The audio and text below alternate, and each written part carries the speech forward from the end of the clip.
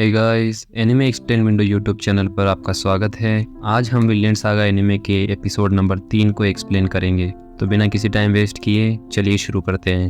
पिछले एपिसोड से आगे बढ़ते हुए एस्केलेड याद करता है कि थॉर्स ट्रॉल्स ऑफ जोम है और फ्लोकी से पूछता है कि क्या वो सच में चाहता है कि थॉर्स मर जाए क्योंकि वो उनके लोगों का हीरो है।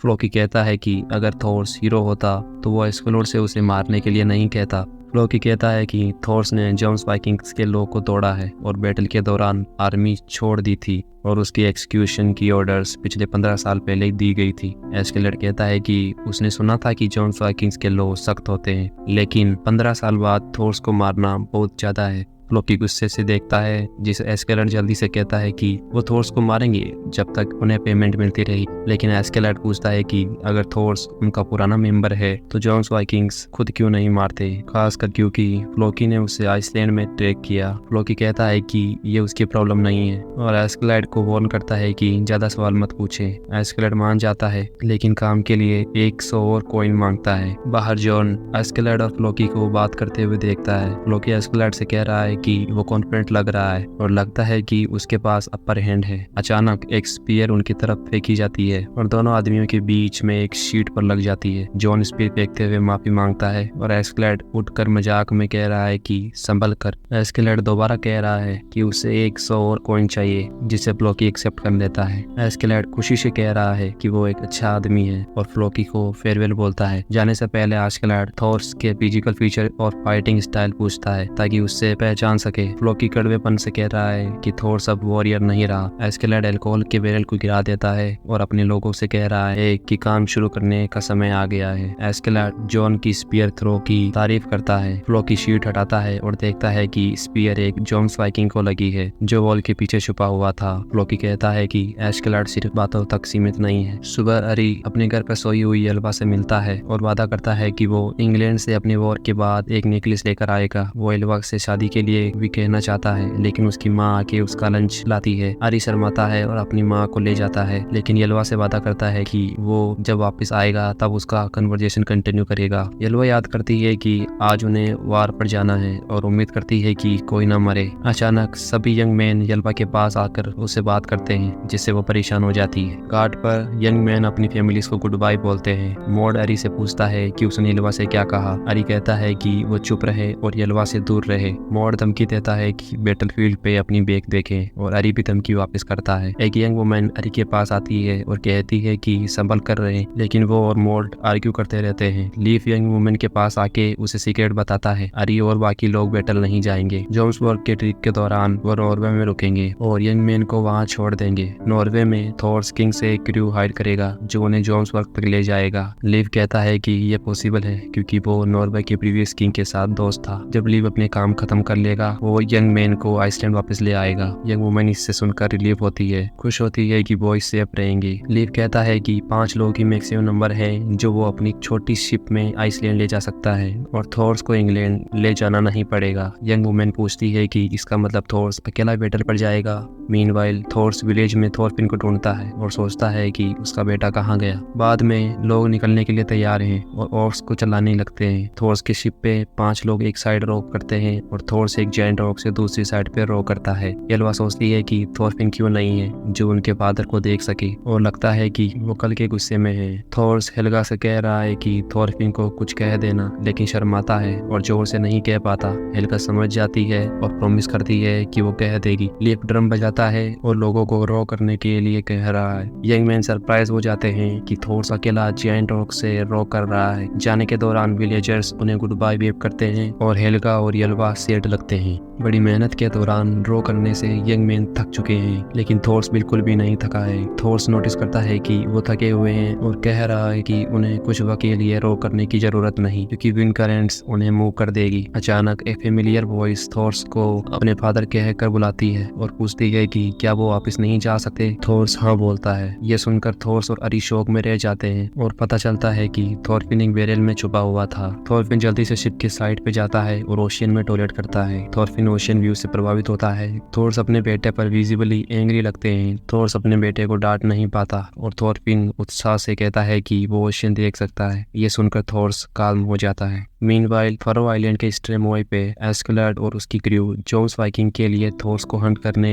और मारने निकलती है। एस्केलाड जॉन से कहता है कि जो जॉब उन्हें दिया गया है वो सस्पिशियस लगता है क्योंकि फ्लोकी बहुत ज्यादा इंफॉर्मेशन छुपा रहा है। उसका मानना है कि फ्लोकी ने शायद ऑर्डर्स को एग्जीक्यूट थोर्स के लिए किया है। जॉन पूछता है कि क्यों, और एस्केलाड कहता है कि फ्लोकी के पास पर्सनल ग्रज हो सकता है और थोर्स का असैसिनेशन उसका अपना किम हो सकता है। जॉन पूछता है कि क्या फर्क पड़ता है क्योंकि उन्हें किल करने के लिए पैसे मिलेंगे। एस्केलाड पूछता है कि फ्लोकी अपने लोगों का यूज थोर्स को मारने के लिए नहीं करता और जॉन कहता है कि ये उसकी ऑर्डर्स के अगेंस्ट होगा, जो एस्केलाड एग्री करता है। एस्केलाड कहता है कि फ्लोकी फेलियर से डर सकता है, जो अच्छा नहीं होगा अगर उसके चीफ को पता चल जाए। जॉन को नहीं लगता कि एक पुराना जोन्स वाइकिंग एक पूरी टीम को डिफीट कर सकता है। एस्केलाड अपनी इच्छा व्यक्त करता है कि वो थोर्स से मिले और उम्मीद करता है कि वो ट्रेवल के लायक होगा। साथ ही थोरफिन अपने फादर की शिप के मास्ट पर चढ़ने की कोशिश करता है, लेकिन थोर्स उसे पकड़ कर डांटता है और पनिशमेंट के तौर पर उसको मारता है। रात को थोरफिन सोया हुआ है जबकि थोर्स और अरी सेल कर रहे होते हैं। अरी पूछता है कि वो कहाँ जा रहे हैं क्योंकि स्टार्स फॉलो करने के लिए नहीं है।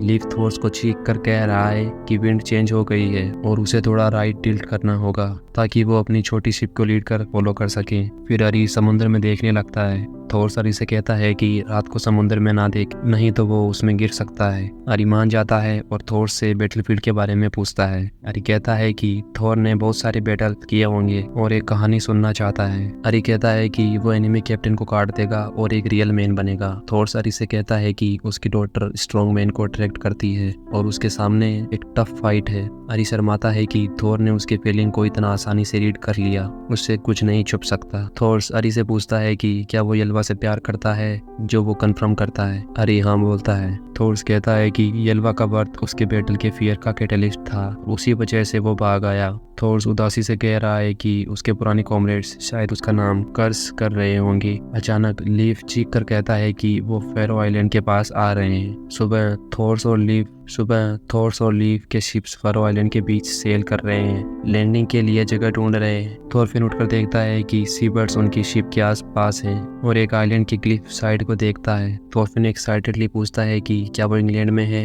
लीफ कहता है कि वो इंग्लैंड से दूर है। वो एक्सप्लेन करता है कि वो फेरो आइलैंड पे है, आइसलैंड और नॉर्वे के बीच में, और ये जर्नी आसान होगी अगर सब यहाँ रेस्ट करें। लीफ कहता है कि एक नियर बाई नेट के पास एक विलेज है जहाँ फ्रेश वाटर और सप्लाईज मिल सकती है। अरी मजाक में थोरफिन से पूछता है कि क्या वो इंग्लैंड के साथ आने, जो वो इनोसेंट में कंफर्म करता है। थोर्स यंग मैन से कह रहा है कि रो करने के लिए तैयार हो जाएं, जो उनकी परेशानी का कारण बनता है। लीफ को यहाँ कुछ गलत लगता है। थोर्स पूछता है कि क्या हुआ और लीफ कहता है कि यहाँ कुछ पहले से अलग लग रहा है। थोर्स देखता है कि यहाँ उन्हें देखा जा रहा है और लीफ को रियलाइज होता है कि कोस्ट पे विलेज पे कम घर हैं। थोर्स लीफ से कह रहा है कि उन्हें वापस टर्न करना चाहिए क्योंकि उसे बैड फीलिंग आ रही है। और जैसे ही थोर्स और लीफ अपनी शिप को टर्न करते हैं, क्लिफ के ऊपर से एक ग्रुप ऑफ मैन देखता है और रियलाइज करता है कि वो उनकी तरफ आ रहे हैं। वो अज्यूम करता है कि शिप्स के क्रूज सचेत हैं तो वो स्ट्रॉन्ग होंगे। लीडर कहता है कि वो एक्सपेक्टेड से पास है, लेकिन ऑर्डर देता है कि ब्रोकन वुड और डेब्रिस को क्लिफ से पुश कर दें, चाहे शिप डैमेज हो या ना हो। लकड़ी के टुकड़े शिप्स के पास लगते हैं और एक डैम बना देती है जो उन्हें नेट से निकलने से रोकती है। लीफ सबसे पूछता है कि क्या